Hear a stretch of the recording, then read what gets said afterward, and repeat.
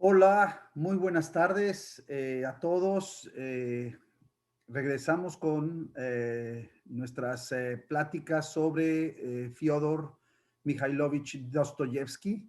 Y en esta ocasión, pues vamos a hablar de una novela que a mí, en lo personal, me gusta mucho, que se llama Humillados y Ofendidos. No es de las novelas más leídas, pero es una novela fundamental para entender a Dostoyevsky a fondo, pues va a prefigurar sus siguientes grandes novelas. De hecho, está dentro del corpus de las llamadas 6 grandes novelas de Dostoyevsky. Estas 6 novelas son todas las post-siberianas novelas, ¿verdad? Ahorita vamos a explicar esto. Y también se considera la más débil de las 6. Yo, a pesar de las debilidades y las flaquezas que hoy podemos notar en Humillados y Ofendidos, es una novela que a mí en lo particular me gusta muchísimo, que releí recientemente y que me volvió a emocionar, aunque en esta segunda ocasión sí noté muchas de sus costuras y de sus problemas indisolubles que Dostoyevsky no pudo reparar. Sin embargo, no importa, porque prefiguran los grandes temas de Dostoyevsky que van a aparecer, ya lo vimos, o lo veremos, perdón, en Crimen y Castigo, en El Idiota, en El Adolescente, Los Endemoniados y finalmente en Los Hermanos Karamazov. Y con esos son estas 6 grandes novelas. Pero no solamente escribió esas después de Siberia, sino otras más. Haré mención breve a estas que tienen, digamos, como si fueran satélites alrededor de Humillados y Ofendidos, ¿ok? La cual sale publicada en 1861. Y solo para recordarles que Crimen y Castigo sale en el 66, entonces estamos 5 o 6 años antes de la publicación de Humillados y Ofendidos, de Crimen y Castigo, perdón. Ahora, para entrar a Humillados y Ofendidos, habría que primero saber que la única referencia a esa novela aparece en una carta que aparece póstuma, que se encuentra póstuma de Dostoyevsky, en la que dice en 1857 que quisiera escribir una novela parecida o de la misma tónica Pobres Gentes. Aquella primera novelita que escribió a los 25 años, Pobres Gentes, que lo catapultó a la fama, de la que ya hablamos. Y bueno, él quiere volver a ese tema, ¿verdad? Es decir, bucear, volcarse en las capas más, en el proletariado y en las partes más, las zonas más umbrías, lóbregas de San Petersburgo. También es muy importante aquí notar que él amaba una novela de Eugenio Sue que se llama Los Misterios de París. Es una novela de folletín, una novela por entregas que eran típicas en esa época, ¿verdad? En Francia y también en Rusia y en otros países, y él quisiera hacer Los Misterios de San Petersburgo. Hay que tomar todo esto en cuenta, Eugenio Sue, detrás de Humillados y Ofendidos, para entender lo que se proponía hacer Dostoyevsky en esta ocasión. También es una novela por entregas, ¿verdad? Y también es una novela de folletín y con las características del folletín, es decir, donde cada capítulo va a terminar con un gancho que sea capaz de mantener al lector en vilo para que el lector vuelva a comprar el nuevo suplemento la siguiente semana o el siguiente mes y siga leyendo constantemente. En este caso, a veces eran 2, 3 capítulos en un mismo suplemento. Pero bueno, esto lo hace Dostoyevsky porque está muy necesitado de dinero. Bueno, para variar, siempre estuvo necesitado de dinero. Y piensa, le dice justamente su amigo Strahov, ahorita voy a hablar de Strahov, que es una buena forma de ganar algo de dinero. Bueno, para llegar a ese momento en que está redactando Humillados y Ofendidos, 1860, la novela sale en el 61, ¿qué pasa en 1860? Acaba de terminar esa década terrible de penurias y de adversidades en Siberia. Recordemos, voy a ser muy breve en esta recapitulación, que en la Navidad de 1859 sale de la fortaleza de Pedro y Pablo con grilletes, junto con todos los condenados que habían sido que habían vivido el simulacro de ejecución, ya habíamos dicho, y que había sido perdonado en el último instante por el zar. Salen todos estos condenados con sus grilletes hasta Siberia. Es una travesía en el invierno feroz, terrible. De hecho, muchos llegan a morir en la travesía, no aguantan, obviamente, con guardias armados, con escoltas a caballo, que también terrible para todo el mundo, ¿verdad? Hasta Omsk, que es, digamos, y fíjense, Omsk es la parte más occidental de Siberia, o sea, es, entre comillas, lo menos frío, y que ya de por sí llega a ser hasta de menos 30 grados centígrados en el invierno. Entonces, las condiciones son pavorosas, pero finalmente ahí Dostoyevsky en esta, ya lo hablamos, en esta prisión va a vivir 4 años y medio aproximadamente, después otros 5 años en un poblado cerca de Omsk, pero ya como cabo raso, soldado, ¿verdad? De más bajo nivel, como parte de la condena que, que él tiene que padecer. Entonces, inmediatamente después de que sale, está haciendo este trabajo, vive aislado y empieza primero a redactar aquella que ya hablamos, La aldea de Stepanchikovo, que es una novela también muy bonita, es una comedia, ¿verdad? Pero donde hay un tema que va a repetirse también en Humillados y Ofendidos, que es el tema del amo, el verdugo, el tipo sádico, y por otro lado el hombre, el personaje manso, el personaje que se deja someter, ¿verdad? Y aquí tenemos a Foma Fomitch, que es este personaje, es una revista que llega a la finca de Stepanchikovo, donde se encuentra el coronel Rostov, y el coronel Rostov simplemente cae rendido frente a la capacidad de dominio que tiene este Foma Fomitch, que es una especie como de gurú, que tiene a todos en la finca sometidos, al grado de que Rostov tiene que pedirle a su sobrino de Moscú que vaya por favor a ayudarlo. En el fondo, y esto no compete al tema de Humillados y Ofendidos, Rostov se quiere casar con su propia sobrina y Foma Fomitch se lo impide. Y entonces este personaje, que no es otro que Dostoyevsky, viene a resolver las cosas, viene a sacar de la finca, de la hacienda, Foma Fomitch, en una comedia de enredos muy divertida, un poquito inverosímil, sin embargo, divertida, y y al final, bueno, la novela sí con un final feliz. Pero bueno, aunque es una novela menor, simplemente es la novela que va a escribir justo antes de acometer Humillados y Ofendidos, que ya va a ser su primera novela seria, digamos, ¿verdad?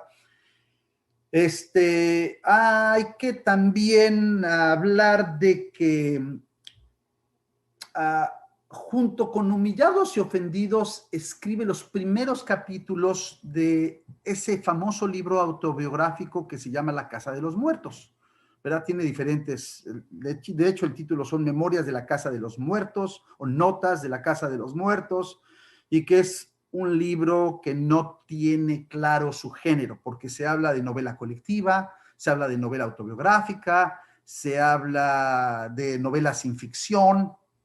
Pero bueno, ¿qué es la Casa de los Muertos? Los críticos no se han puesto de acuerdo. Aquí la saco a colación porque publica 2 capítulos, la introducción y los 2 primeros capítulos de La Casa de los Muertos, al mismo tiempo que empieza la redacción de Humillados y Ofendidos. Cuando finalmente Dostoyevsky es permitido, se le permite regresar a San Petersburgo, ¿verdad? Con la venia del zar otra vez y de las autoridades, después de 10 años de estar en el exilio, llega con un aura y con digamos, la intelectualidad lo reverencia como aquel autor que en los años 40 había tenido éxito relativo, ¿verdad? Con aquellas 2 primeras novelas en los años 40, que desapareció de la escena literaria durante 10 años por ese injusto castigo que fue haber sido enviado a Siberia.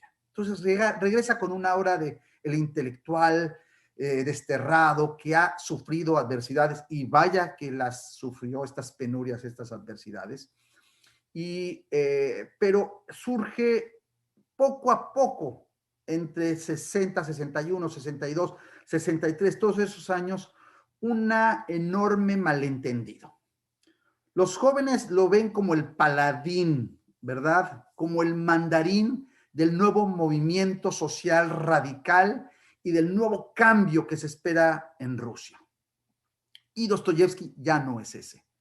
Lo fue de joven, en los años 40, pero digámoslo con dos palabras, quedó escaldado. Los años de penuria en Siberia y los años de prisión en la cárcel lo escaldaron a tal grado que nunca más volvió a comprometerse, ni inmiscuirse sí, ¿verdad? Pero no a comprometerse con ninguna causa política y mucho menos una causa revolucionaria. Entonces, poco a poco todos estos jóvenes y no tan jóvenes empiezan a desencantar con los artículos que publica Dostoyevsky en esta época. Dicen, ¿qué le pasa a este hombre? Se volvió un conservador y no solamente esto, un defensor del zar y de las políticas no reformistas, ¿verdad? A pesar de que en 1861, en febrero, el zar no tiene más remedio, Alejandro II, que proclamar la libertad de los siervos y la libertad de los siervos, entre comillas, porque finalmente continuaron bajo el yugo de los amos en los latifundios de Rusia. Entonces, se llama también la década de las proclamas de los años 60, la década de las proclamas, porque salen cantidad de proclamas para que se hicieran valideras esas reformas que había promulgado el zar y que finalmente no se hicieron valideras. Finalmente surge el desencanto de todos los intelectuales. Creen que Dostoyevsky es esa nueva voz que había regresado de Siberia a luchar otra vez por esa revolución y por ese cambio no pacífico, y Dostoyevsky es todo lo contrario. Dostoyevsky aboga por el pacifismo. Y este pacifismo al principio no quiere decirlo, pero el suyo es el del amor cristiano específicamente, que ya nada tiene que ver con el socialismo y con las utopías que están manejando estos intelectuales. Nada que hay de cristianismo. En donde sí van a coincidir es en la idea, y en esto en especial con los radicales socialistas, ¿verdad? En que el campesino ruso es el alma y el corazón de Rusia, y solamente en la China rusa, es decir, en la comuna rusa, allí va a surgir el nuevo espíritu ruso. En eso sí coinciden. La única diferencia es que Dostoyevsky lo ve todo esto con un cariz profundamente cristiano, a diferencia de estos radicales. ¿Quiénes son estos radicales? Número uno, más importante que todos, Chernyshevsky, ¿verdad? Chernyshevsky publica en 1860, un año antes de Humillados y Ofendidos, un libro fundamental, porque va a ser como la Biblia de los intelectuales de esa década, ¿verdad? Y el libro se llama El principio antropológico en la filosofía. Bueno, Chernyshevsky escribe y argumenta en este libro trayendo teorías de un inglés famoso, el inventor del utilitarismo inglés, que se llama Jeremy Bentham, ¿verdad? Toma del utilitarismo de Bentham y de Max Stirner, otro filósofo alemán, ¿verdad? Que fundamental en ese momento, la idea del utilitarismo racional. Entonces, Chernyshevsky es un utilitarista racional que a su vez esto lo explica, lo va a conducir a lo que él va a denominar el egoísmo racional. ¿Ok? El egoísmo racional surge de este utilitarismo. ¿Pero qué es el utilitarismo según Bentham y según Chernyshevsky? El utilitarismo es esa cosa, esa parte del ser humano que siempre nos va a llevar a ser lo más útil, lo más conveniente. Y lo más útil y más conveniente siempre es lo que nos da más placer y nos produce bienestar. Es decir, el ser humano es egoísta por naturaleza.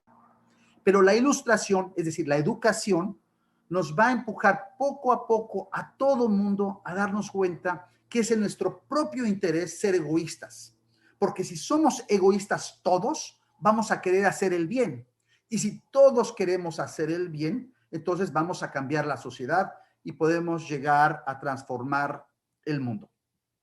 Esto, por supuesto, a partir de mi sentido común, de que mi razón me indica que esto me va a llevar, este egoísmo me va a llevar siempre a lo que también a los demás les parece lo mejor. Entonces, si todos somos egoístas, es en nuestra propia conveniencia identificarnos con el egoísmo de los demás y junto con la educación y la ilustración poder cambiar las cosas. Por supuesto, para llegar a esto, Chernyshevsky niega la libertad, niega el libre albedrío, ¿verdad? Y esto a Dostoyevsky le parece fatal. Es fundamental Chernyshevsky porque tal parece toda la obra de Dostoyevsky a partir de entonces es un alegato a veces desinhibido, a veces muy directo contra Chernyshevsky y sus teorías, que finalmente él piensa que están haciendo mucho daño a la juventud, ¿verdad? Chernyshevsky, paréntesis, va a terminar va a ser encarcelado porque si él aboga por un cambio violento, donde si es necesaria la sangre, la debe de haber, y esto lo va a llevar otra vez a Siberia, donde pasará creo que 20, 25 años y morirá el pobre en Siberia. Entonces, bueno, digamos que Dostoyevsky sí había quedado escaldado en su aventura, terrible aventura de Siberia, y no quería repetirla. Chernyshevsky en este famoso libro, que es como la Biblia de los jóvenes, y para mí es un poquito como aquel libro de Eros y Civilización de Herbert Marcuse, no sé si lo conozcan ustedes, se los recomiendo. Fue la Biblia de los años 60 de las juventudes revolucionarias y la contracultura, ¿verdad? Y los hippies, libro maravilloso, Eros y Civilización en los años 60, pero aquí este libro de Chernyshevsky cumple la misma función, ¿verdad? Y todo parece muy lógico en las teorías de Chernyshevsky, pero Dostoyevsky se da cuenta de que está lleno de falacias. Niega la libertad y dice que la libertad es una impresión subjetiva, ¿verdad? Bueno, antes de entrar en Humillados y Ofendidos, hay que decir que cuando sale de prisión, Dostoyevsky y su hermano fundan primero una revista que va a ser fundamental para la década en Rusia, se va a volver la revista más importante, que se llama El Tiempo. 2 años después será clausurada por las autoridades, pero después, otros años después, funda La Época, que ya no va a ser tan exitosa. Entonces tenemos 2 revistas dirigidas por Dostoyevsky, un poco como 2 revistas dirigidas por Octavio Paz en México, ¿verdad? También Dostoyevsky era una figura de primer orden en su momento, ¿verdad? Y mucho más cuando ya regresa de esos años, ¿verdad? Para esta revista, la primera, para El Tiempo, se granjea la colaboración de 2 estrellas, Grigoriev por un lado y Strahov, que ya lo mencioné antes. Strahov es mucho más parecida a su sociedad. De hecho, Strahov influye en Dostoyevsky profundamente porque le aclara lo que ya Dostoyevsky había sido, se había convertido desde sus años en prisión, es decir, en un profundo eslavófilo. Digamos que Strahov lo único que hace es sacar del inconsciente lo que ya era Dostoyevsky, en un profundo eslavófilo cristiano. Esto es consustancial. Cristianismo y eslavofilia en Dostoyevsky es particularmente exacto. En cambio, Grigoriev va a terminar rompiendo con Dostoyevsky, no tiene las mismas ideas, sin embargo, se considera Grigoriev el más importante crítico de literatura del siglo XX ruso, en caso de que no lo sepan. Bueno, surge entonces, a partir del libro de Chernyshevsky y a partir de todo este mundo de revistas, la idea de los eslavófilos contra los occidentalistas. En pocas palabras, los occidentalistas creen que Rusia debería copiar lo mejor de Occidente, de Inglaterra, de Francia, Alemania, etcétera, es decir, la industria, la revolución industrial, la economía, el capitalismo, el progreso, las ciencias, y que Rusia está literalmente retrasada y que si no hay un cambio inmediato, se va a quedar muy detrás, ¿verdad? Estas, por cierto, también son las teorías de Alexander Herzen, que es fundamental también en los años 50, sobre todo, se le llama el gran socialista ruso, Herzen, que va a conocer Dostoyevsky en Londres. Herzen vivió en el exilio en Londres, porque si hubiera regresado a Rusia, lo metían a la cárcel, ¿verdad? Y también se hubiera ido a Siberia, Herzen. Bueno, voy a hacer mención también de algo muy interesante, uno de mis descubrimientos, y es que Dostoyevsky en 1860, seguimos en el momento antes de entrar en Humillados y Ofendidos, publica en su revista del Tiempo una pequeña introducción a 3 cuentos de Edgar Allan Poe, ¿verdad? Donde es la primera vez que se lee a Edgar Allan Poe en Rusia. Son 3 cuentos que hoy conocemos, The Telltale Heart, que se llama El corazón delator, The Black Cat, El gato negro, y otra que se llama The Devil in the Belfry. Ese sí no lo conozco, y hace una pequeña introducción a estos cuentos y allí habla sobre la importancia y la función del arte en la literatura.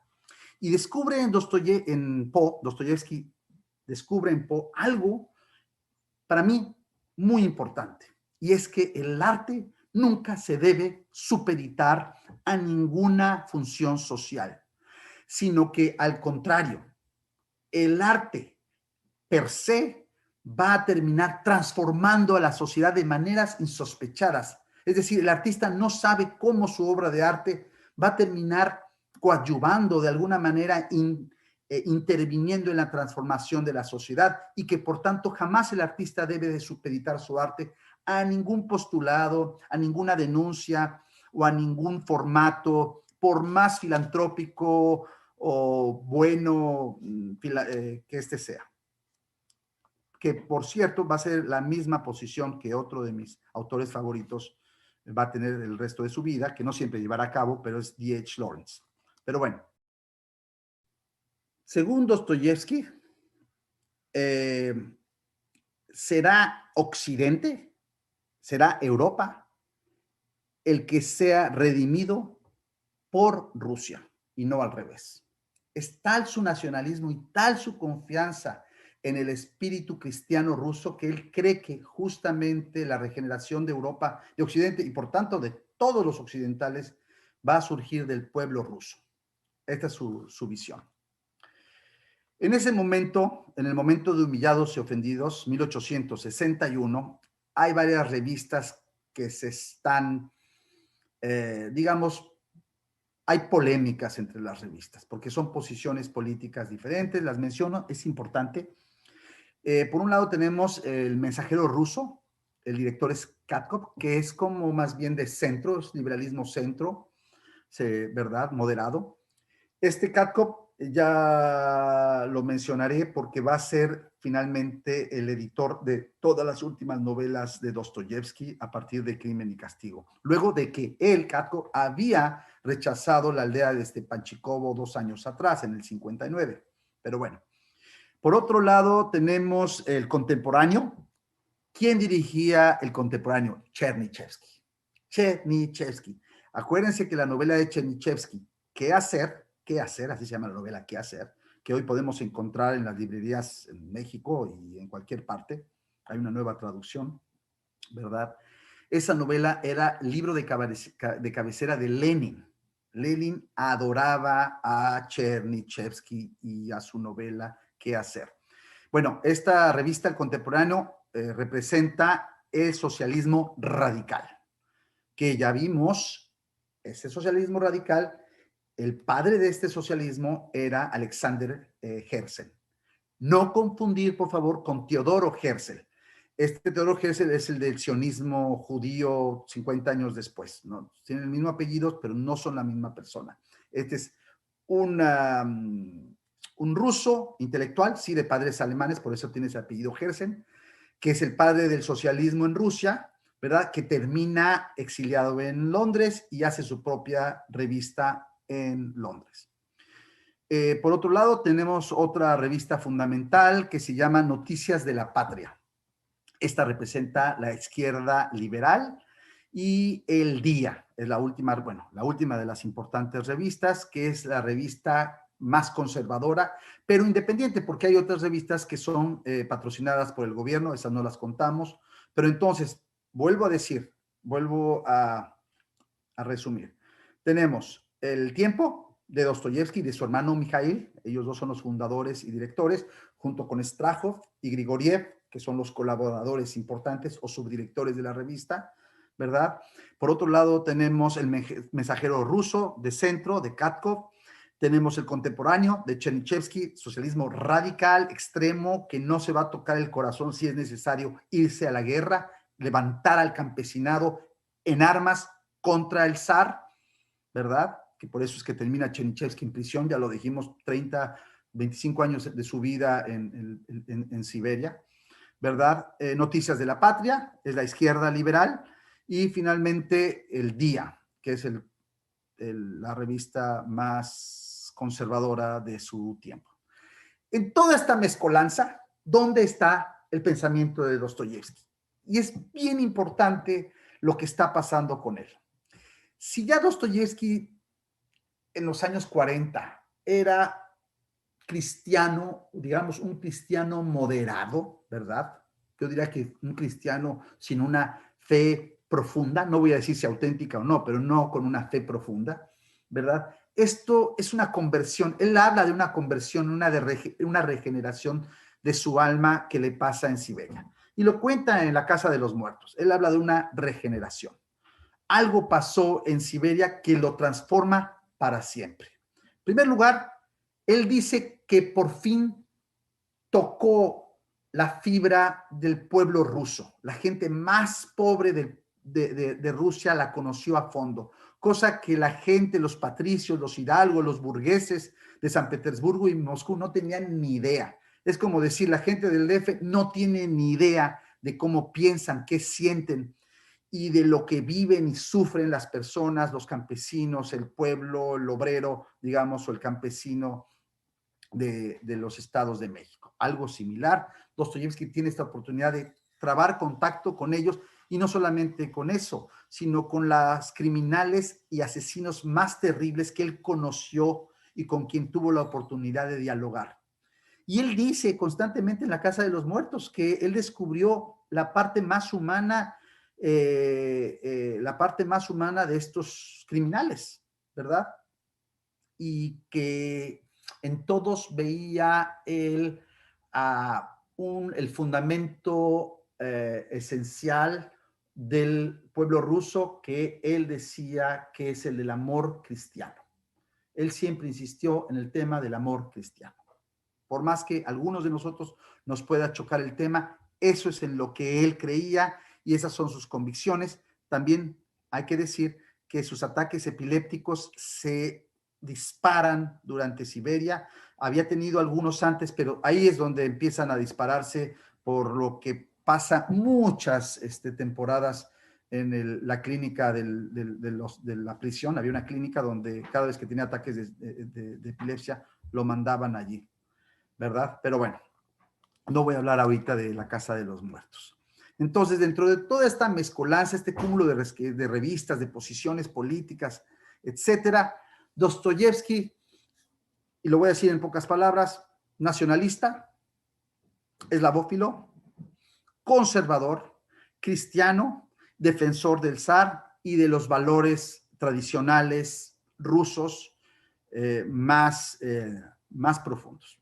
Esa es su posición y lo que se pueda emparentar con un poco de lo socialismo de Chernyshevsky, pues ok, pero no del todo porque terminan obviamente rompiendo, con Herzl termina rompiendo, con todos rompe porque nadie entiende cómo es que este revolucionario de los años 40 termina volviéndose este hombre de los años 60. Bueno, paso ahora a hablar de Humillados y Ofendidos, que es la novela que nos compete el día de hoy. Y ya dijimos que es una novela de folletín, ¿verdad? Y la primera de sus 6 grandes novelas. La novela tiene 2 tramas, básicamente, 2 tramas que al principio surgen de manera paralela, pero que en cierto momento se van a cruzar, ¿verdad? Se van a entreverar. La primera es la de la familia de los Igmeniev. Los Igmeniev son una familia de clase alta, venida menos, ¿verdad? O clase media, ¿verdad? Cuya hija Natasha está profundamente enamorada de Alyosha. Alyosha es a su vez hijo del príncipe Volkovsky. Este va a ser el príncipe Volkovsky, va a ser el personaje para mí más memorable de toda la novela, ya voy a hablar de él. Entonces tenemos que esta muchacha muy linda, muy buena, sin embargo decide dejar todo, es decir, su honra, su dignidad, su nivel, todo por entregarse antes del matrimonio, ¿verdad? A este joven que se llama Alyosha. Alyosha, que no es un tipo malo, simplemente es un papanatas. Es un bueno para nada, es un joven de la aristocracia muy guapo. Ahí Dostoyevsky lo pinta un muchacho muy guapo, pero un tipo echado a perder, consentido de la aristocracia, hijo del príncipe Volkovsky. Entonces Alyosha, pues sí la quiere mucho a Natasha, pero pues la quiere mucho como quiere a cualquiera. Ella sí tiene una debilidad, le gustan mucho las mujeres, ¿verdad? Pero sí quiere profundamente a Natasha, y Natasha lo ha dado todo. Cuando digo todo es desde la virginidad, que para esas épocas era la gran cosa, ¿verdad? Hasta su honra y el apellido, lo cual trastorna sobre todo al padre de la pobre Natasha, que la repudia, la echa de la casa y no la quiere volver a ver jamás.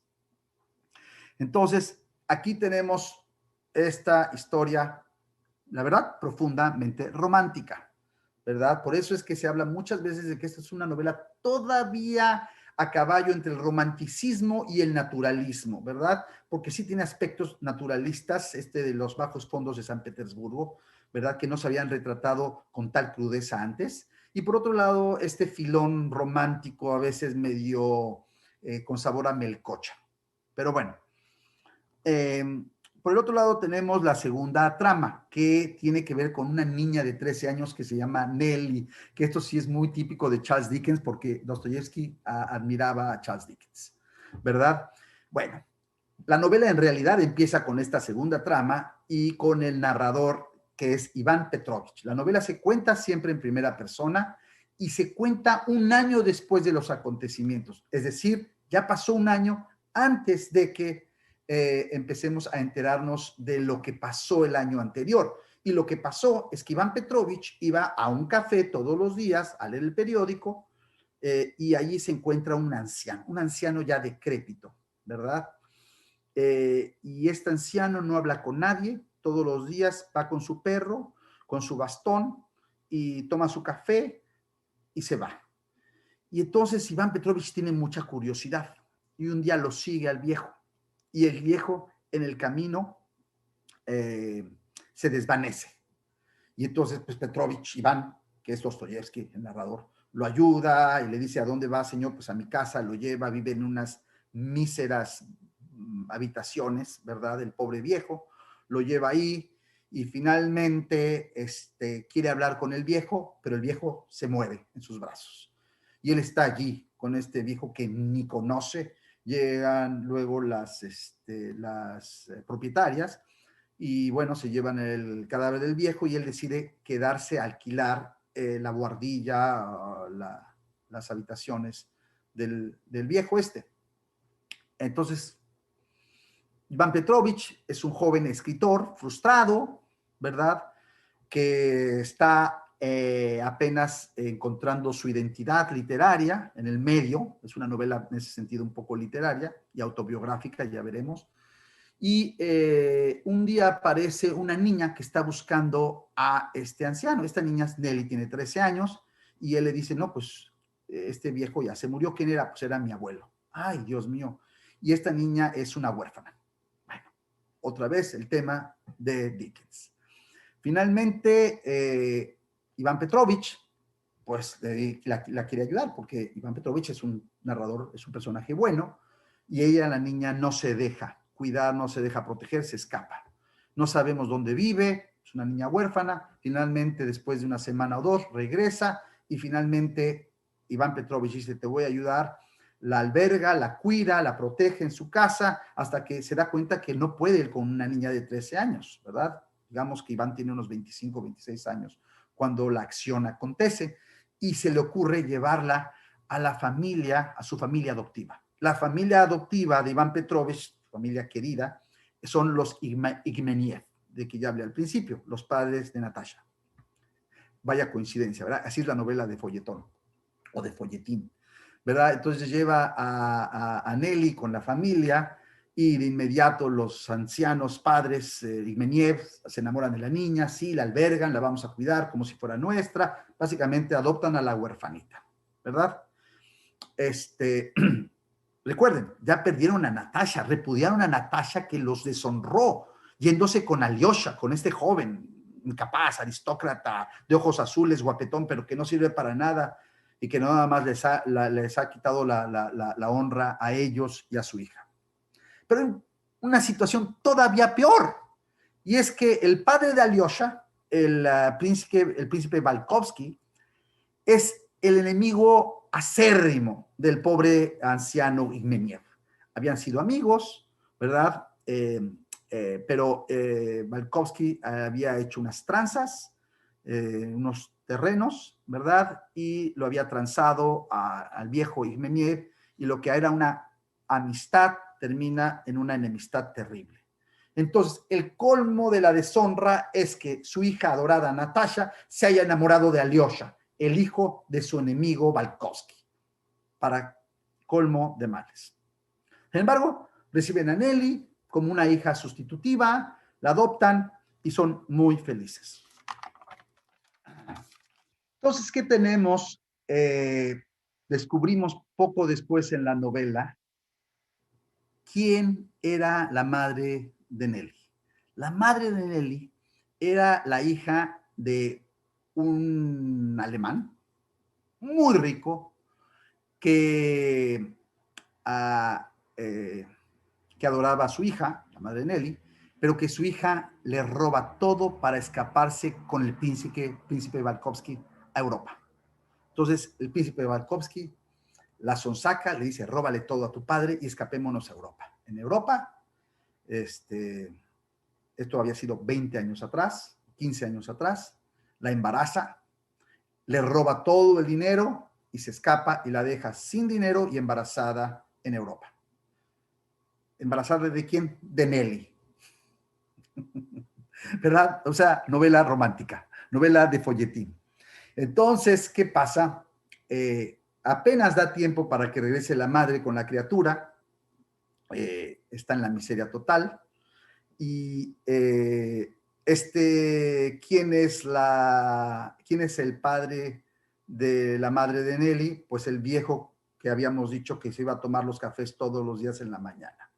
Entonces tenemos Iván Petrovich, narrador, personaje, Dostoyevsky, alter ego de Dostoyevsky, que conoce al viejo, que a su vez a través del viejo va a conocer a la nieta, a Nelly, que a su vez tiene la madre, que básicamente le vieron la cara, le bajaron la lana, la repudiaron, la dejaron embarazada. ¿Quién? El príncipe Valkovsky. ¿Quién es el padre de Nelly? El príncipe Valkovsky, el perverso, el malo príncipe Valkovsky.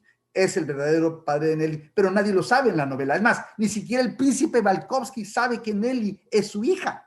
Imagínense, la única que sabe es justamente la madre de Nelly, pero muere de tuberculosis, ¿verdad? Y también muere el viejo, el padre, el abuelo de Nelly, el padre de esta señora, de esta muchacha. Entonces ya se pueden imaginar lo que está pasando en esta novela. Algo muy interesante es que Alyosha también, este joven guapo, aristócrata, también está enamorado de Katia, otra joven aristócrata. Entonces, ¿qué tenemos? Tenemos Natasha Igmeniev, enamorada de Alyosha Valkovsky, el joven, que a su vez está enamorado de Katia. Pero ¿quién está enamorado de Natasha?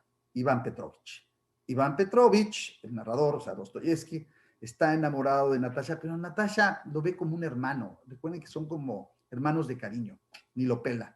Natasha está enamorada profundamente de Alyosha, y no solamente eso, lo dice en la novela, quiero ser tu esclava.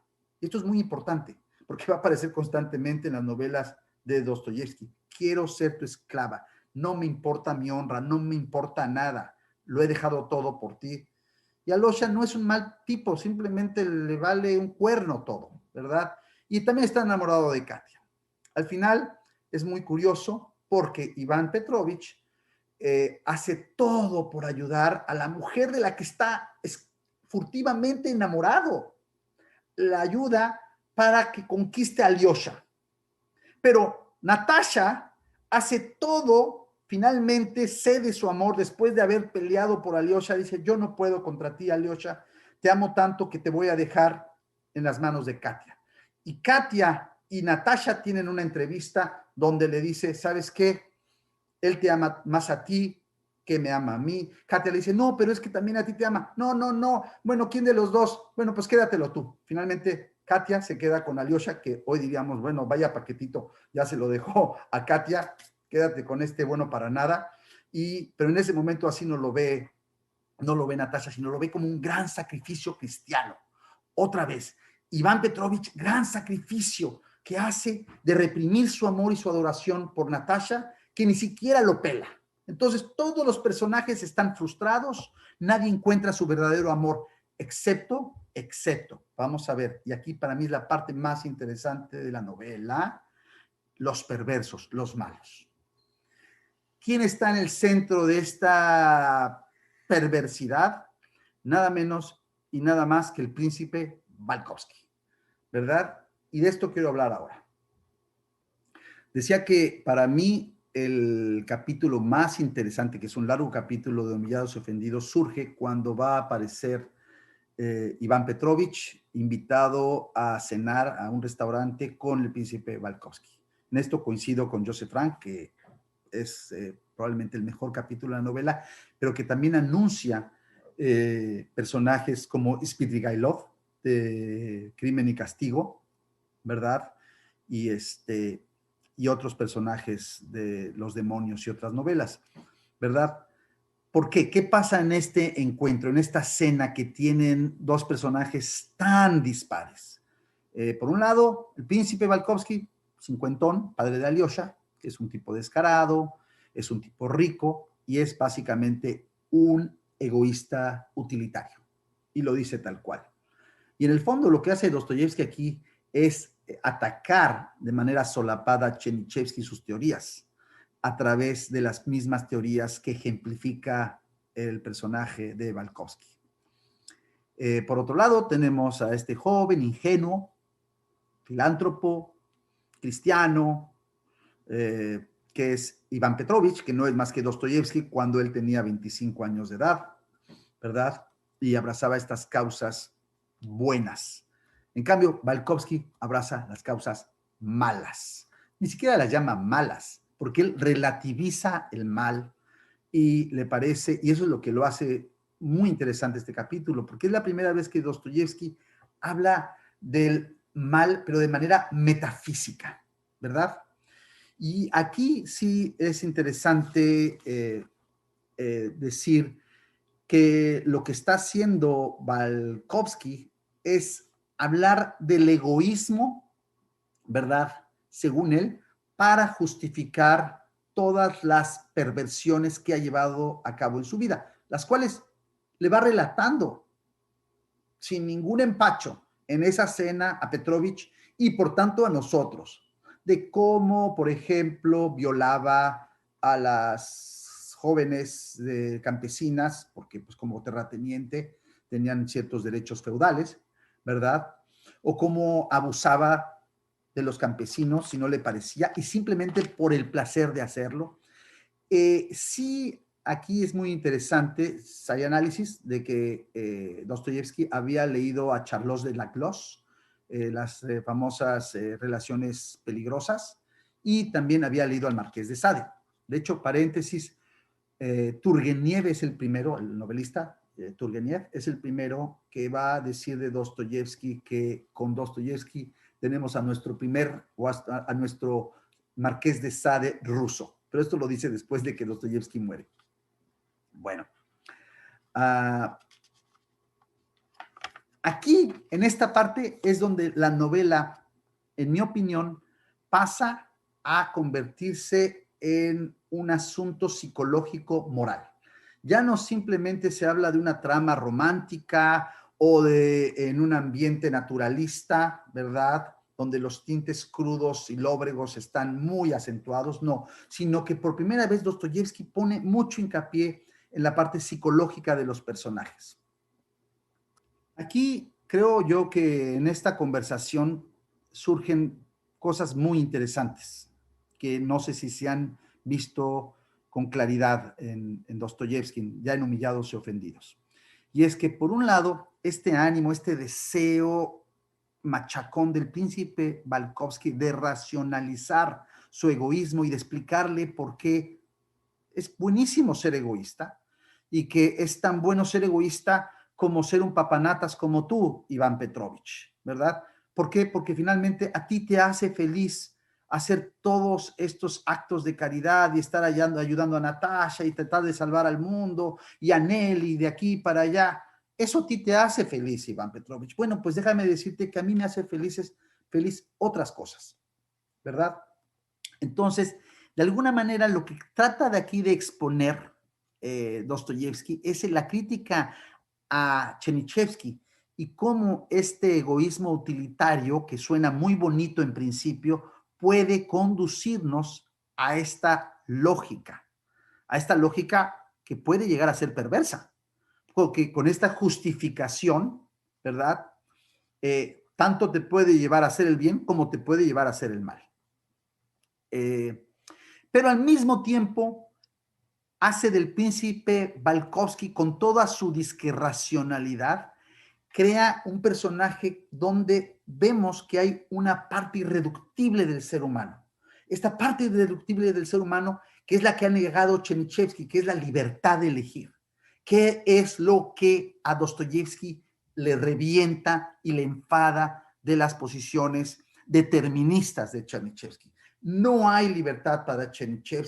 Esto es una idea subjetiva, es una impresión, no existe y justamente Dostoyevsky da el clavo con Balkovsky al crear dentro de su supuesta racionalidad un reducto profundamente irracional.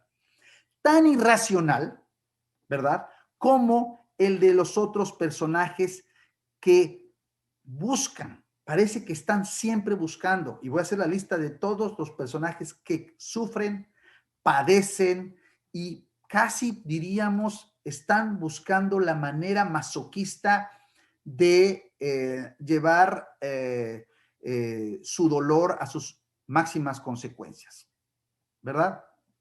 Y este dolor y este sufrimiento no es tanto por el ambiente opresivo, que sí existe, este ambiente opresivo social, sí existe, pero no es tanto por eso, sino obedece a razones psicológicas, es decir, a esa parte irracional que a veces nos conduce a hacernos daños a nosotros, hacernos daño a nosotros mismos. ¿Quién se hace daño a sí mismo? Vamos a ver. Natasha, ya vimos, sufre por un amor, por Alyosha, que no le conviene. Y está dispuesta a desprestigiarse, a deshonrarse y a ser repudiada por sus padres, ¿verdad? Siguiente. Katia, tonta. Está enamorada del hombre que no le conviene, de Alyosha. Iván Petrovich, no es otro que Dostoyevsky, de manera masoquista, se afana en ayudar a Natasha en su amor por Alyosha. Absolutamente ridículo, ¿verdad? ¿Cómo es que yo voy a ayudar a la mujer que a mí me gusta para que consiga al hombre que a ella le gusta? Totalmente ridículo, de un masoquismo extremo. Tenemos otra vez a Nelly, la niña de 13 años, que es durante el transcurso de la novela una sucesión de sufrimientos y de padecimientos, los cuales hacen eclosión cuando ella nos va a contar su historia, le cuenta su historia a los Sigmeniev, ¿verdad? Lo cual tiene como componente el que los Sigmeniev se den cuenta de que han hecho muy mal repudiando a su hija, porque ¿cómo? Igual que Nelly fue repudiada, ¿cómo yo voy a repudiar por su abuelo? ¿Cómo yo voy a repudiar a Natasha? Y se reconcilian con Natasha. Pero bueno, también la forma tan obtusa del padre de Natasha de no perdonar a Natasha, por más que Natasha le ruega, papá, papá, papá, perdóname, ¿verdad? Por lo que hice yéndome con Alyosha y perder mi honra y mi dignidad y la fregada. El pobre viejito, lo vemos durante la novela, sufre, padece de manera gratuita, tan fácil como es perdonarla y se acabó la historia y no pasa nada y recibirla de vuelta en la casa. Entonces, tenemos una cantidad de personajes humillados y ofendidos en la novela, como en pocas novelas se habían visto. Pero lo que es interesante no son personajes humillados y ofendidos tanto por las circunstancias sociales, sino por razones psicológicas, psíquicas y morales, ¿verdad? Y esto, yo creo que esta es la novedad en las novelas de Dostoyevsky, y esta es la parte que Dostoyevsky va a empezar a explorar a partir de Humillados y Ofendidos.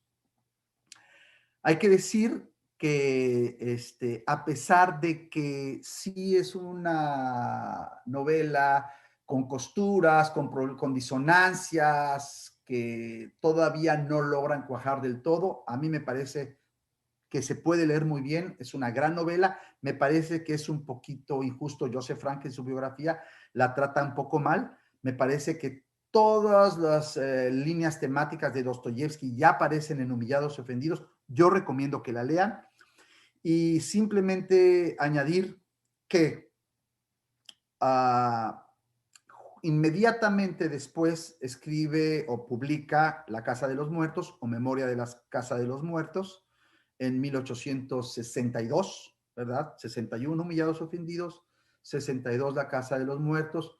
Luego tiene un libro, Dostoyevsky, que se llama Impresiones, Apuntes de Invierno sobre Impresiones de Verano. Fue su primer viaje a Europa, ¿verdad? Y fue una exposición mundial en Inglaterra. Y esa exposición mundial que fue a ver en Inglaterra y que también estuvo ahí con Herzen, que ya hablamos de Alexander Herzen, ¿verdad? Y su encuentro que tiene con él, ¿verdad? Esta impresión de Inglaterra es muy negativa, por no hablar la impresión de Francia y de Alemania. Y todo eso lo lleva él a este libro, es un ensayo de viaje, es un libro de viaje que se llama Apuntes de Invierno sobre Impresiones de Verano. Y otra vez tenemos el siguiente libro anterior a Crimen y Castigo, que es el famoso libro de las es el libro de las Memorias del Subsuelo o Memorias del Subterráneo, o no, perdón, Apuntes del Subsuelo o Apuntes del Subterráneo, que tiene diferentes títulos en español y también en inglés. Esta novela, que para muchos es la primera novela existencialista, ¿verdad? Incluso Joseph Frank en su biografía dice que esa novela, Los Apuntes del Subterráneo o del Subsuelo, es la novela que lo llevó a Dostoyevsky, y que en principio él nomás iba a hacer un trabajo sobre esa novela y terminó haciendo la voluminosa biografía de 5 volúmenes en que terminó siendo, ¿verdad? Yo diría y recomendaría que no empiecen por las Memorias del Subsuelo o Memorias del Subterráneo, también Notas del Subsuelo o Apuntes del Subsuelo o del Subterráneo, tiene diferentes traducciones. No empiecen, es una novela breve, 180 páginas, 200 páginas. No empiecen, es una novela muy difícil de leer, muy complicada, realmente. Confieso que yo no la he entendido, he leído 2 ocasiones, no la he entendido. Si es la primera obra de Dostoyevsky que van a leer, no empiecen con ese libro. Yo diría que terminen con ese libro. Es una novela que se divide en 2 partes. La primera es realmente un ensayo de 100 páginas, un ensayo totalmente enloquecido de El hombre del subterráneo, donde nos explica por qué es y quién es el hombre del subterráneo. Y la segunda parte son las anécdotas estrafalarias que le pasan a este hombre del subterráneo en la segunda parte, que desembocan en su despiadada trato con una prostituta que se llama Lisette, ¿verdad? Que la trata de una manera espantosa y degradante en la segunda parte de Apuntes del Subterráneo. Pero otra vez, este libro de Apuntes del Subterráneo y todo lo que cuenta no es en el fondo sino un alegato a la teoría del egoísmo ilustrado o egoísmo racional de Chernyshevsky, ¿verdad? Entonces, sin entender este contexto y contra lo que Dostoyevsky estaba hablando, no se entiende mucho de esta pequeña novela que son Las Memorias del Subterráneo, que es publicada en el 64. Entonces, yo creo que ya con esto nos hacemos una idea de estos 5 años, 5 o 6 años que prefiguran, anteceden, digamos, a Crimen y Castigo, que es la novela de la que vamos a hablar en la siguiente sesión, y después de Crimen y Castigo, El Idiota. Entonces, por ahora, digamos que ya abarcamos desde la salida de Siberia, ¿verdad? Del 59-60, llegan la Navidad del 59, digamos 60, 1860, es recibido. Ya hablamos de todo este malentendido político, filosófico que crea, donde por un lado es recibido como el gran héroe revolucionario que por fin sale de esta injusta prisión en Siberia, y por otro lado, él ya no es lo que los otros creen que él es, sino todo lo contrario, es un tipo tradicionalista, cristiano, nacionalista, eslavófilo y zarista. O sea, todo lo que más nos pueda chocar hoy día a cualquiera de nosotros. Lo que a mí me parece fascinante del caso de Dostoyevsky es cómo un escritor que ideológicamente pueda ser tan contrario a muchas de nuestras propias y más íntimas nociones políticas y morales, pueda ser al mismo tiempo ese gran novelista. ¿En qué radica esa magia o esa fórmula o ese cúmulo de contradicciones, verdad? ¿En dónde se afinca esto que puede crear estas novelas tan fabulosas, verdad? Que pudo escribir después de su liberación de Siberia, ¿verdad? Y en especial estas 6 grandes novelas, ¿verdad? Cuyo inicio ya vimos hoy es Humillados y Ofendidos, y cuya cúspide o culminación va a ser Los Hermanos Karamazov, justo el mismo año de su muerte. Entonces, bueno, es una interrogante, es una pregunta que les hago a ustedes.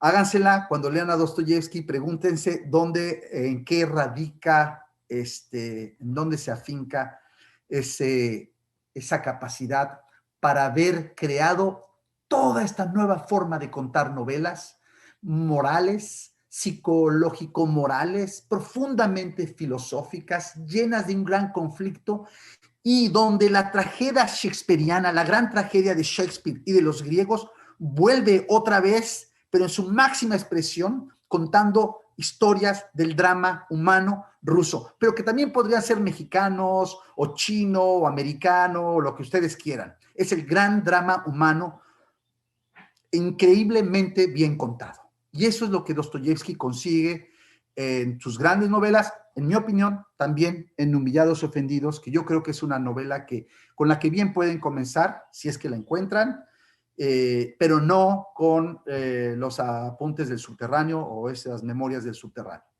Bueno, eso es todo y muchas gracias. Los dejo.